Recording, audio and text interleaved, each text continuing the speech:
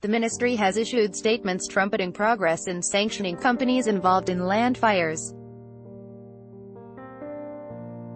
But the two companies mentioned in those statements that have paid fines totaling $2 million involved environmental damage from open-cast mining, not fires, the ministry's Law Enforcement Director General, Rocio Ridosani, told the Associated Press. Greenpeace Indonesia said the unpaid fines are money owed to the Indonesian people that could pay for large-scale forest restoration and for health and emergency infrastructure for when the fires strike again. Loading, by not enforcing these laws, the government is sending a dangerous message. Company profit comes before law, clean air, health and forest protection, forests campaigner Re Rampas said in a statement on Friday. In a case that cited fires between 2009 and 2012, palm oil company Kalista Alam appealed its 336 billion rupiah $33.5 million fine all the way to the Supreme Court and then sought a judicial review of the Supreme Court decision against it. Fires intentionally set by the company in 2012 to clear land for palm oil tore through the Tripapit swamp in Aceh on the island of Sumatra, killing wildlife including endangered Sumatran orangutans and blanketed surrounding areas in a thick haze. Tripa is part of the 2.6 million hectare Luzar National Park, which is the last place on Earth where endangered Sumatran orangutans, tigers, elephants and rhinos share the same wild environment.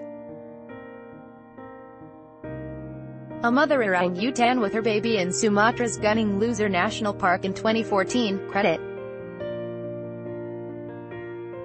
Penny Stevenson. The Supreme Court rejected Kalista Alam's judicial review. The company appeared to have exhausted all its legal options, but it avoided payment by getting a legal protection order last year from the Mulabo District Court in Aceh, which is responsible for enforcing the fine, according to a ministry document that details the court's numerous instances of apparent non-cooperation in the case.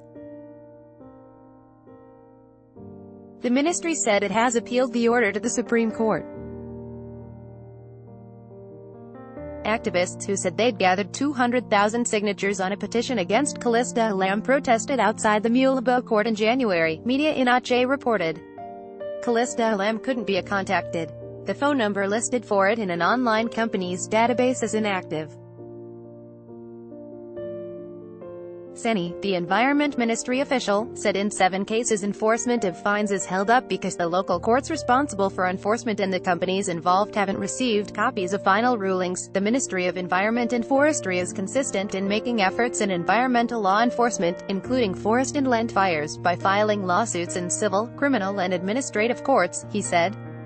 In a case from 2014, the ministry sought a 7.8 trillion rupiah fine for fires on 20,000 hectares of land controlled by Bumi Mekar Hijau, a pulpwood company that is part of Indonesia's Sinar Mas conglomerate. A provincial court in 2016 imposed a far smaller than demanded fine of 78 billion rupiah, but it remains unpaid. Spokeswoman for the Asia Pulp was on sick leave and couldn't immediately respond. As citizens, if we don't pay our taxes we get sent to prison, said Rampas, the Greenpeace campaigner. So why aren't the owners of these big companies being forced to pay what they owe or sent to prison if they don't pay? App Environmental Protection Pollution Indonesia.